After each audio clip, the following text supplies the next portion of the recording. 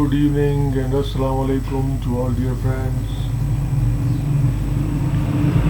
Thanks for feedback.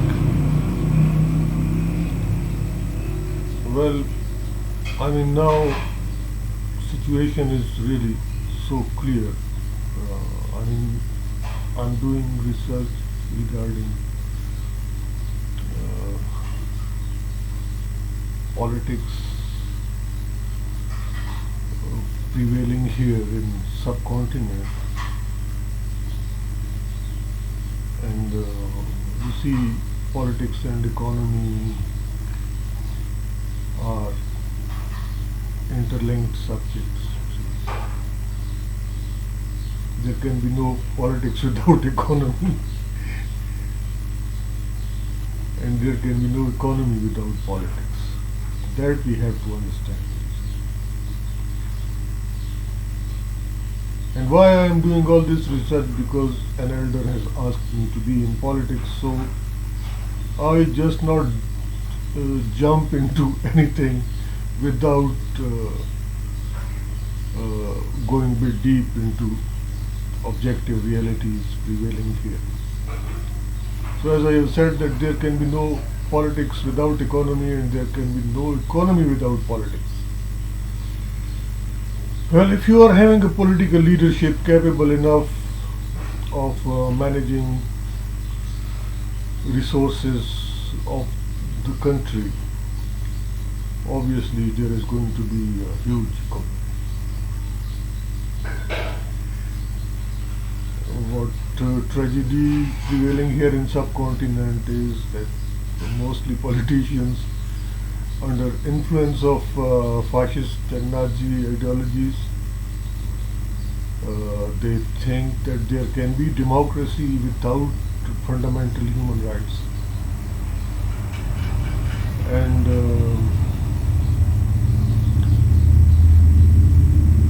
reality is that without fundamental human rights, there can be no economy, because it's a war-like situation there. If you are unwilling to give fundamental rights to your people, and you are having a justice system which is not working at all, your other institutions are not following their constitutional mandate, you by yourself is involved in abuse of power.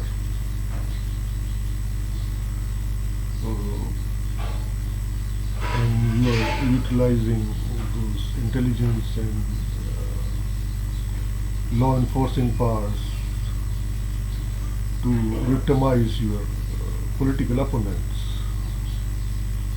There can be no economy, my friend. It's a war-like situation. War within.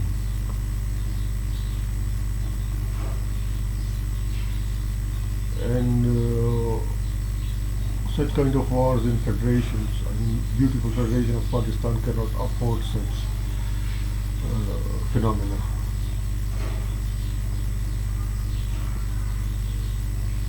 No federation can afford such phenomena. Federations, federating units are together to achieve certain objectives. They have a constitution which is supreme law of the land, which guarantees fundamental rights of the people. And there is a spirit of federalism that everyone strives to save people from tyranny and oppression. So all the state institutions are supposed to work in accordance with their constitutional mandate. And once they are working in accordance with their constitutional mandate, they are not supposed to obey any orders which are tantamount to abuse of power by any ruler. And if they do that, then you see unity of federation is at stake.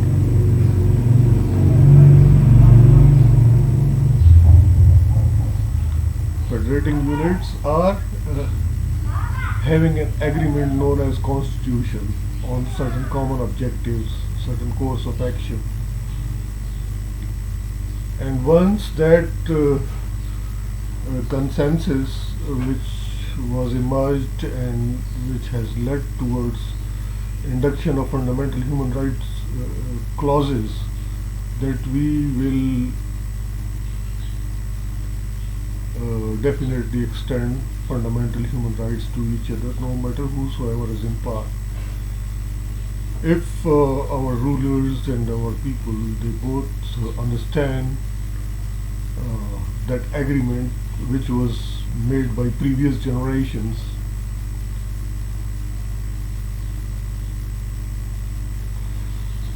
then you see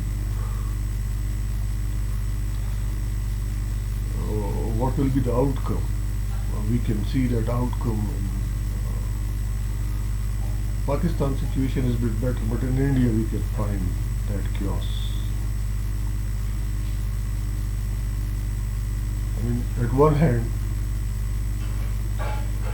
Constitution of India provides for fundamental human rights for all. That means that when Indian Federation came into existence, the generation responsible for making that constitution was too civilized.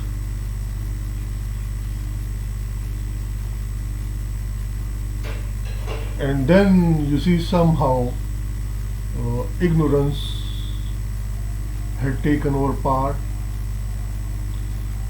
So forceful occupation of some portion of Kashmir was the outcome.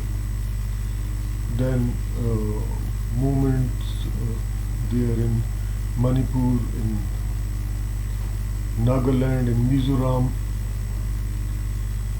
freedom movements are the outcome of those generations of Indian politicians who were unable to understand that India is a federation. In federating units, they have agreed on certain basic principles which are being mentioned there in Constitution, that everyone will be having fundamental human rights in Federation of India. And if there is a situation like Kashmir, that right of self-determination, obviously once you have a respect for fundamental human rights, then UN General Assembly resolution regarding Kashmir, that there shall be a plebiscite, so the people of Kashmir shall decide their fate, whether they want to stay independent, they want to be part of Pakistan, or they want to be part of India. That is purely up to the people of Kashmir. But you see what attitude of Indian government is, that 1 million, around 1 million troops are there in Indian held Kashmir. The figures which I have received through sources, I mean, we Pakistanis cannot even think of going there to Indian occupied Kashmir, and even foreign journalists and diplomats, they are not allowed to visit Indian occupied Kashmir for certain areas where they have imposed curfew. The curfew is all over Kashmir. I mean, what the sources are telling me, and people are 18 million Muslims are just confined to their homes, and their youth is being tortured. All sort of atrocities which Indian army can do is doing. And then, in snowy winter of Kashmir, ill-equipped Indian army men, indirect sources have told me that 400 among them have died in Indian occupied Kashmir. Indian army soldiers, they were ill-equipped and they were unable to sustain themselves in chilly winter of Kashmir. They are expired. So that is what happens when there is complete lack of understanding of constitution, of democracy, and that lack of understanding comes with ignorance. Not much is being spent on education, on health, and if fundamental rights are often suspended and if people are deprived of any sort of social security, no one is having purchasing power, and the economy is just breathing through oxygen mask like a patient in ICU. That is all. I mean, those symptoms, they just tell us that ignorance is there at large scale, and humans are very cruel to fellow humans. In beautiful Federation of India, which is in our neighborhood, is a nuclear power. We are a nuclear power as well. Beautiful Federation of Pakistan is out from the grip of fascists and Nazis. We are having a very pro-democracy prime minister here along with his team, and he is doing good to the people. And we are insisting too much upon, and he by himself had promoted the idea of welfare state, and we all are insisting too much that there shall be a effective social security system here, so our economy and our people both can thrive. And I think he's looking into it. So with these conversations and with these lectures, I mean, I just try to share those findings with all my friends whom are also so curious, and they want to know that why there are so much backwardness, so much poverty, so much hunger and disease prevailing here in subcontinent. Though in times of British colonial rule, United India was termed as Golden Sparrow because of its resources here, both natural resources and humans are also part of nature. So human resources, natural resources in terms of minerals, oil. So everything is here except that understanding of constitution, that understanding which convinces us that there can be no politics without economy, and there can be no economy without politicians, because politicians, they manage the affairs of a state. Once they are in power, and even in opposition, their role is important because their healthy criticism can improve the situation. And opposition is always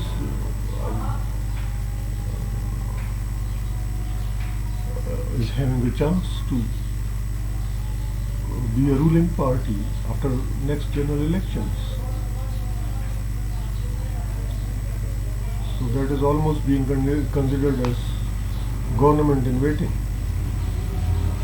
But you see what is happening around. I go through the statements of politicians of both India and Pakistan in 21st century, when we are all thinking of having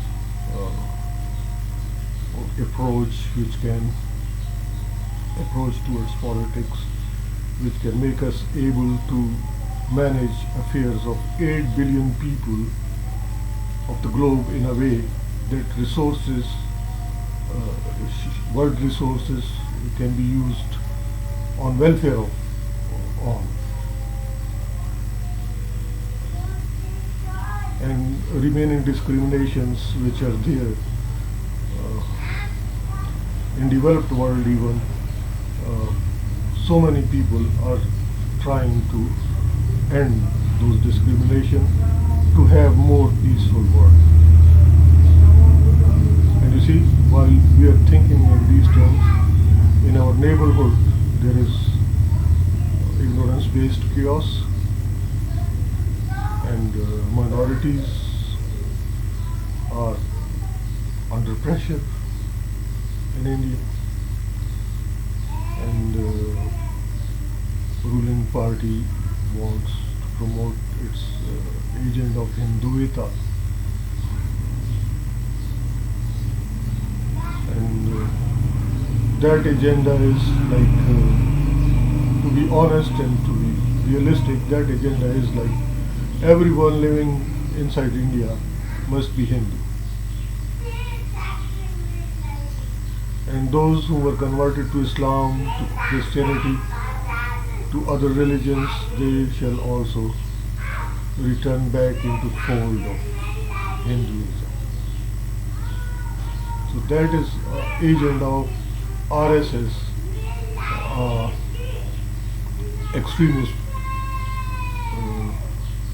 wing of Bharatiya Janata Party, which is of course being endorsed by BJP.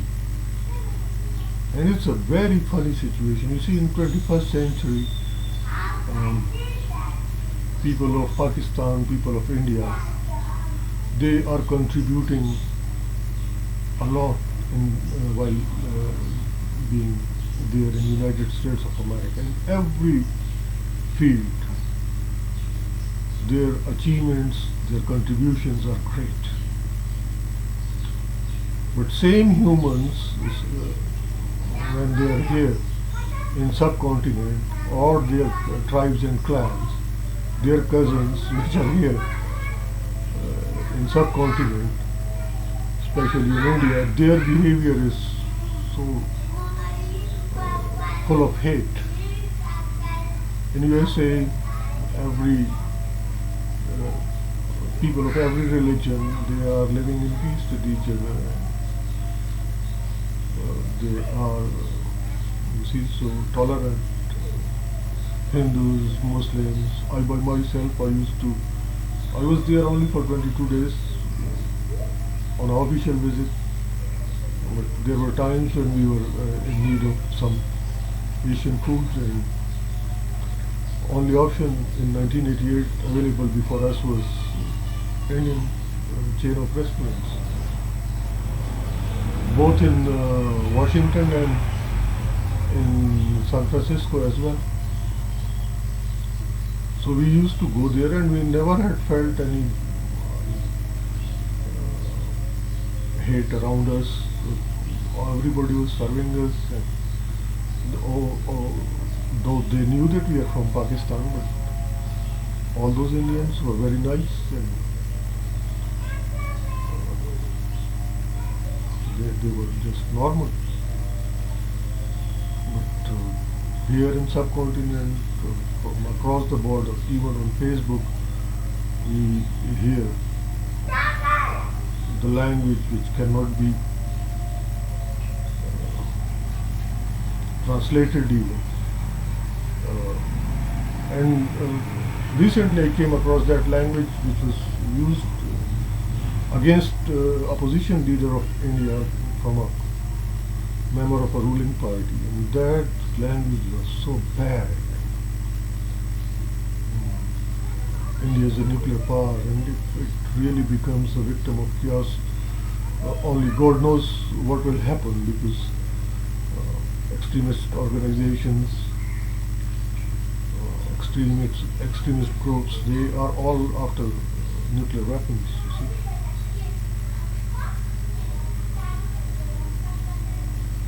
If failed India as federation, if further plunged into chaos, what will be the final outcome. I think it is high time for international community, especially the United Nations, to take initiatives. Though for UN initiatives, agreement of both Pakistan and India is required. But once there is enough pressure of international community, India will also agree to hold plebiscite in Kashmir and to resolve that issue with Pakistan in peaceful manner, along with all issues related to water distribution, all else. And at least we can make a space for wide majority of Indian civil society which is against war, and wide majority of Pakistani civil society which are against war. And we can utilize that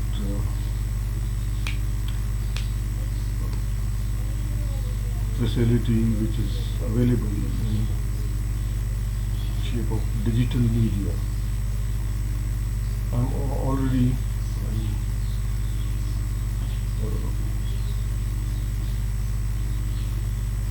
writing on these issues, and my verbal expressions are also there. The situation is improving, but we will all feel good when there will be a meeting between Indians and Pakistani diplomats, and there will be a resolution of Kashmir issue. Plebiscite will be there and everything will be fine.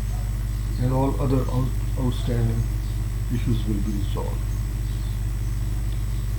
And I think I will feel more happy and my friends will feel more content. Rather, both civil societies of India and Pakistan will feel good if our politicians will be able to understand the importance of fundamental human rights and of civilized behavior as well. I wish all the best to all of you and good luck as well.